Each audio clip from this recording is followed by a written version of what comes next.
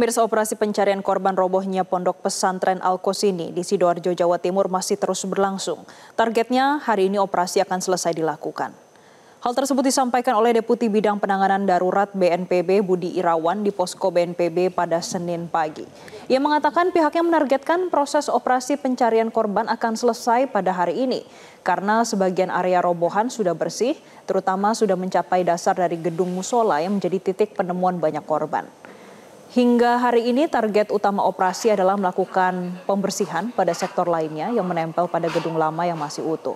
Pembersihan dilakukan dengan pemotongan bagian beton dan memberikan penyangga supaya tidak membahayakan gedung yang masih utuh. Pemirsa, diketahui total jumlah korban meninggal yang ditemukan mencapai 50 orang. Sementara korban yang masih dinyatakan hilang menyusut ke angka 13 orang.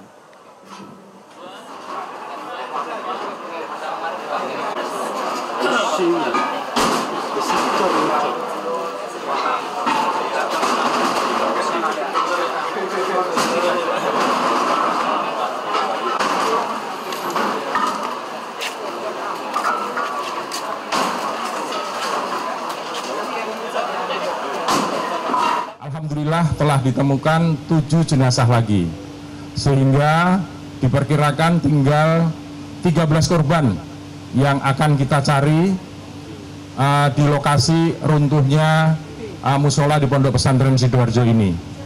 Total dari korban semuanya ada 154 orang, yang selamat ada 104, kemudian yang meninggal 50, dan seperti saya sampaikan tadi masih dalam pencarian. Ini perkiraan masih ada 13 orang yang di reruntuhan gedung.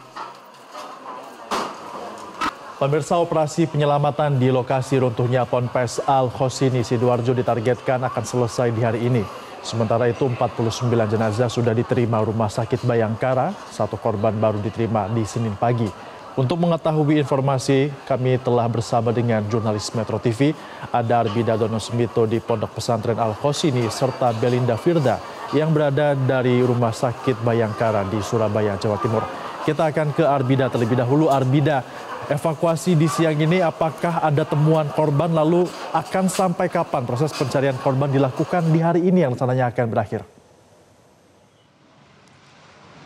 Baik, selamat siang Jessica dan juga Febri. Benar sekali, evakuasi ini masih terus dilakukan dan bahkan kami awak media ini yang memantau melalui layar monitor yang disediakan oleh tim SAR gabungan yang ada di posko SAR gabungan maupun yang mana kami pantau sendiri di dekat dengan lokasi roboh. Ini memang beberapa kali ada kantung jenazah yang dikeluarkan dari lokasi robohnya tersebut, namun ini masih belum dirilis. Sebenarnya jumlahnya ada berapa? Namun menurut data terakhir dari pihak BNPB tadi pagi ketika konferensi pers menyebutkan total jumlah yang telah ditemukan korban dalam kondisi meninggal dunia adalah 50 orang.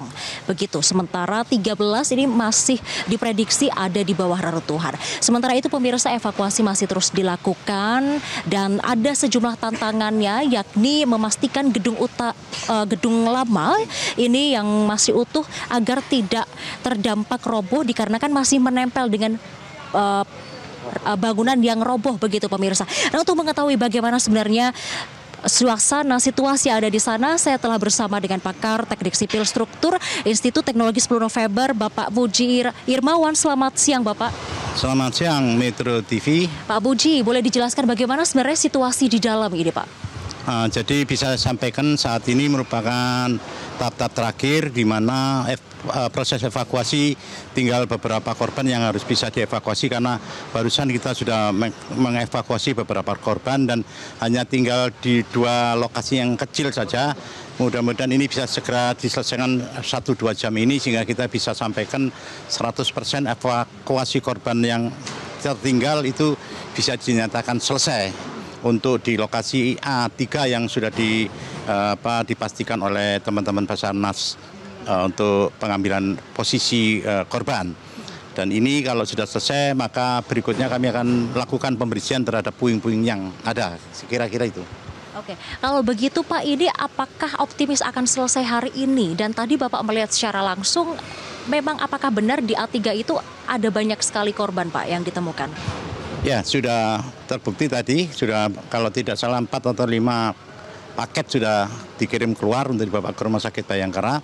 Tinggal sisanya untuk memastikan berapa sisa, diperkirakan cuma 5 saja. Sisanya 2 dan 3 ada di lokasi 1, 2. 1 sudah terlihat, tinggal satunya lagi masih terhalang oleh balok. Yang 3 masih berada di lapisan paling bawah. Sebagian sudah terbuka, ini sebentar lagi sudah terbuka semua, sehingga memberikan akses yang cukup luas kepada tim Basarnas untuk mengevakuasi korban yang tersisa. Kira-kira menurut saya 5, tapi saya tidak bisa memastikan, baru tahu setelah ini saya buka, selesai saya buka semua. Jadi seperti itu, mudah-mudahan itu bisa kita sampaikan ke Basarnas sama ke Posko bahwa korban sudah tidak ada lagi di lokasi. Artinya optimis hari ini evakuasi selesai di jam berapa nanti, Pak? Saya kira 2-3 jam selesai. Hari ini ya Pak ya? Hari ini. Oke, kemudian, baik. Nah kemudian tadi dikatakan kalau tantangan yang paling utama dan kendala adalah adanya bangunan yang menempel dengan bangunan lama, begitu ya Pak, dan ini ditakutkan akan roboh. Bagaimana Bapak sebagai pakar teknik sipil struktur memastikan ini tidak akan berdampak bahaya ke bangunan yang masih utuh? Ya, jadi setelah kami diberi tugas untuk mengevakuasi korban selesai semua 100%, kami serahkan ke Posko untuk bisa dirilis.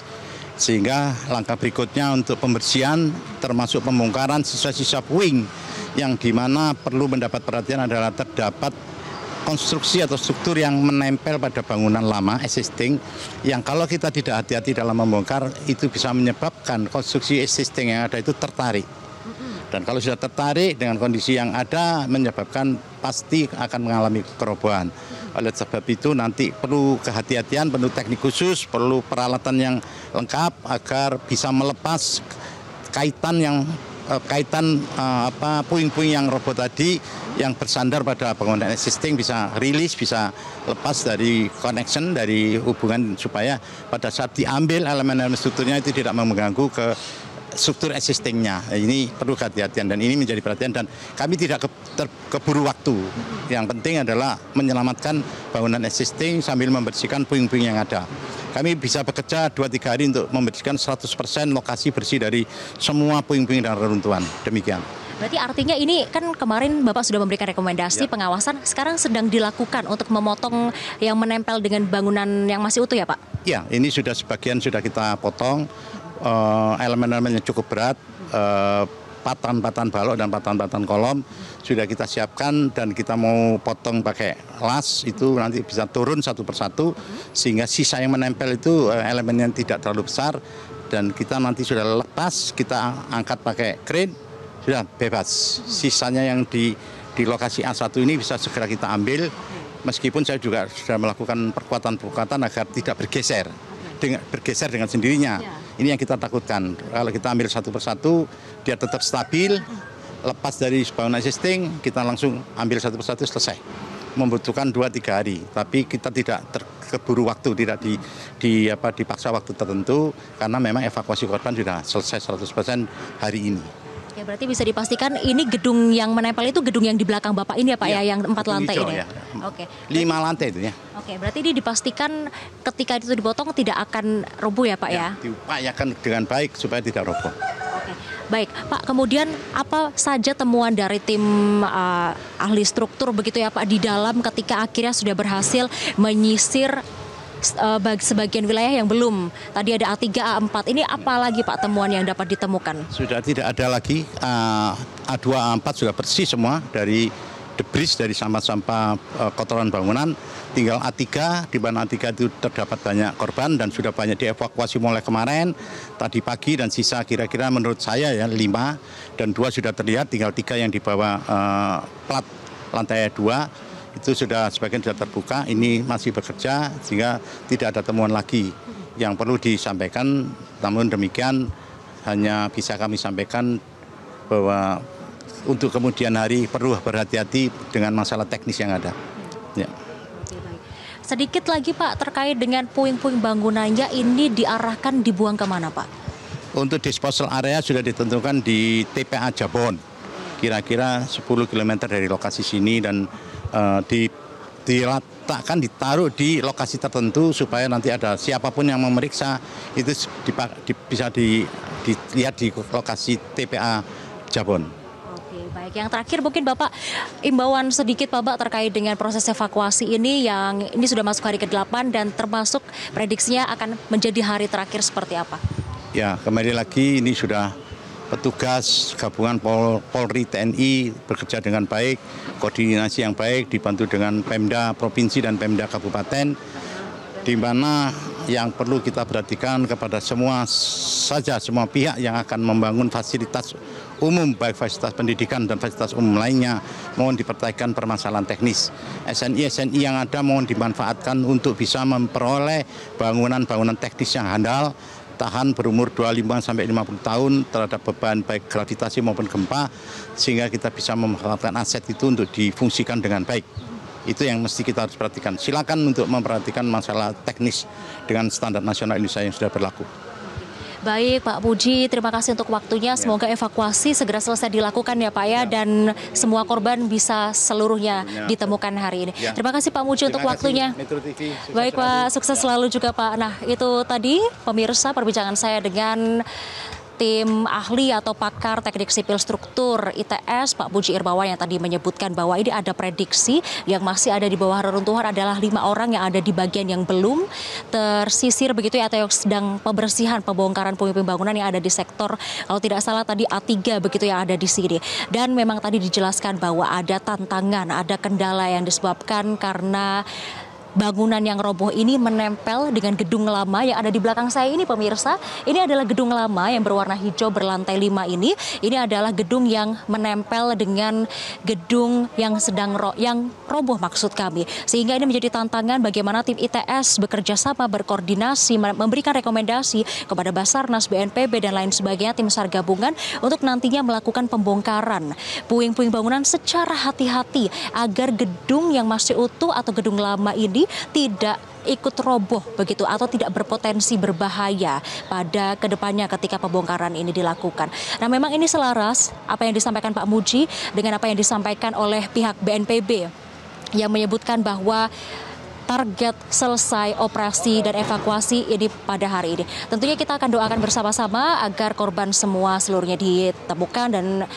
kembali bisa menjadi kabar baik begitu ya bagi keluarga yang tengah menunggu. Kembali ke studio.